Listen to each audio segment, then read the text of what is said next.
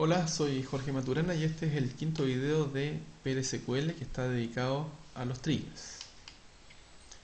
Vimos anteriormente que habían distintos tipos de bloques PLSQL, vimos las funciones, vimos los procedimientos, y nos faltaba justamente ver este último tipo que es algo más específico a las bases de datos que las funciones y procedimientos, los cuales podemos encontrar también en otros lenguajes de programación.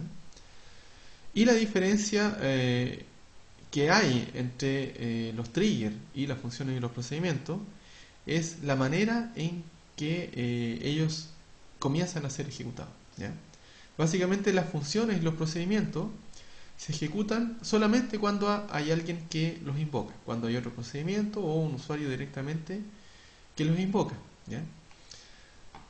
Sin embargo, muchas veces es necesario que tener código que se va a ejecutar en el momento en que algo suceda en una tabla, ¿ya? Entonces va a haber un evento, ya sea un ingreso, ya sea una modificación o una eliminación de datos en una tabla, y nosotros vamos a querer que algo se ejecute, ¿ya? Algún código se ejecute ante ese evento, ¿ya? Y eso es justamente lo que hacen los triggers. En este video vamos a ver el concepto de un trigger, cómo se implementa un trigger y usos típicos. De partida los triggers codifican funcionalidades que están asociadas a cosas que suceden en la base de datos, a cambios que se ocurran sobre ellos, ¿ya? Y trabajan como si fueran vigilantes, ¿ya? de una tabla en particular, ¿ya? Que están a la escucha de algún evento, ¿ya? O sea, están esperando que haya un ingreso, por ejemplo, cuando eso suceda, va a suceder algo, ¿ya? O una eliminación u otra cosa, ¿ya? No se invocan directamente, ¿ya? Como la función y los procedimientos, sino que responden exclusivamente a la ocurrencia de ese evento que nosotros vamos a definir. Y ese evento siempre va a estar, digamos, el trigger va a estar asociado a una tabla y a un evento. Los triggers van a estar compuestos de tres partes, o van a tener tres elementos principales. Uno es el evento, es decir, cuál es el evento que el trigger va a estar a la escucha y que va a ser el que va a ocasionar que él se ejecute. Hay una parte opcional que tiene que ver con la restricción, ¿ya? Alguna condición que tenga que ser verdadera para que el trigger se dispare. Y finalmente, el código mismo, que es lo que va a hacer el trigger, que se denomina la acción, ¿ya? Que básicamente es como el cuerpo del trigger.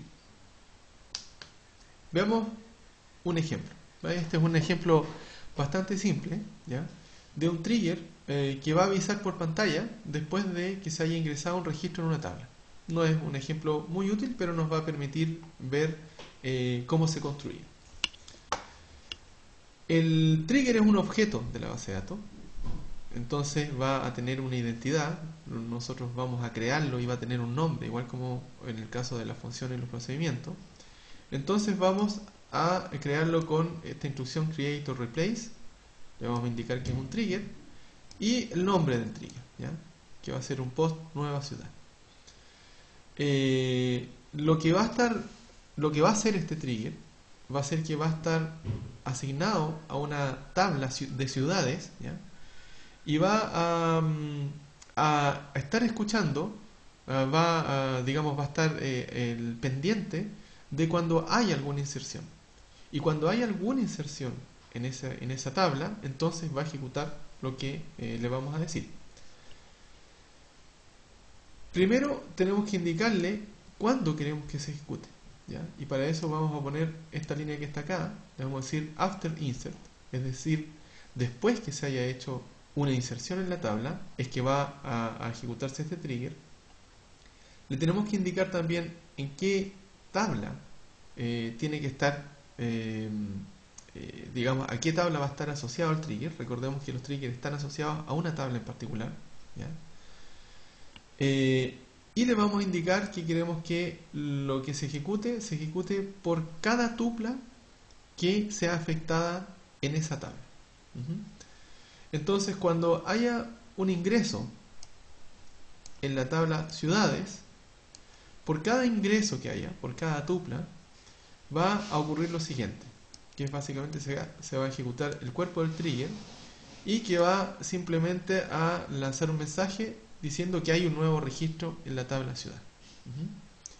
Ahora, aquí hay algunas cosas interesantes. Por ejemplo, acá, cuando decimos after insert, estamos diciendo que la ejecución del trigger, es decir, lo que está en el cuerpo del trigger, se va a ejecutar después de que se realice la inserción. Es decir, nosotros vamos a hacer un insert, ciertos valores en una tabla tanto, se van a insertar los valores y después de haberlos insertado se va a ejecutar el trigger, ¿ya? Podría ser también que se ejecutara antes de insertarlo. Otra cosa que hay que notar es esta sentencia for each row, ¿ya?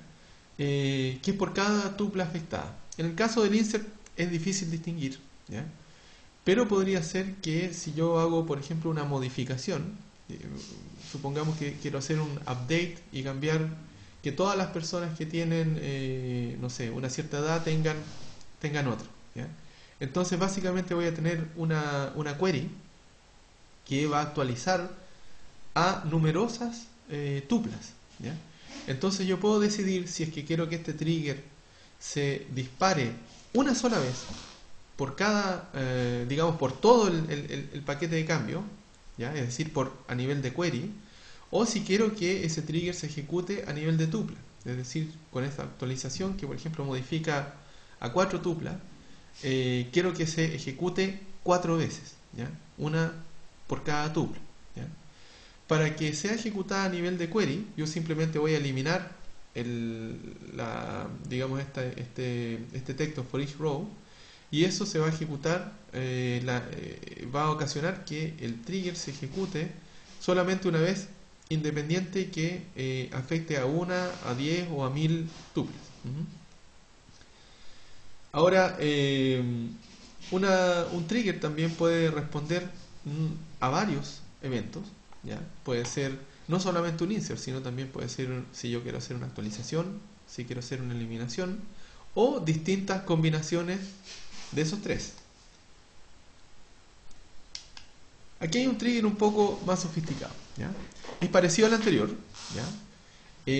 Pero además deseamos saber quién hizo el ingreso, y no solamente el ingreso, sino también la modificación de un registro y cuándo sucedió esto.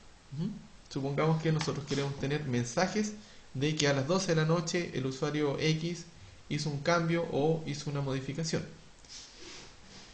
Entonces, ¿cómo va a quedar nuestro trigger? De nuevo vamos a crear o reemplazar un trigger, se va a llamar, se va a llamar de manera diferente, para indicarle que queremos que se dispare tanto después de un insert o de un update.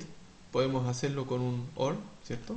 Ante cualquiera de los dos eventos se va a disparar esto en la tabla ciudades, siempre tiene que ir asociado a una tabla, y de nuevo para cada una de las tuplas, ¿ya?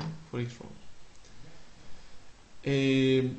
Este trigger va a poseer algunas variables locales que nos van a servir para almacenar el nombre del usuario que está conectado, ¿ya?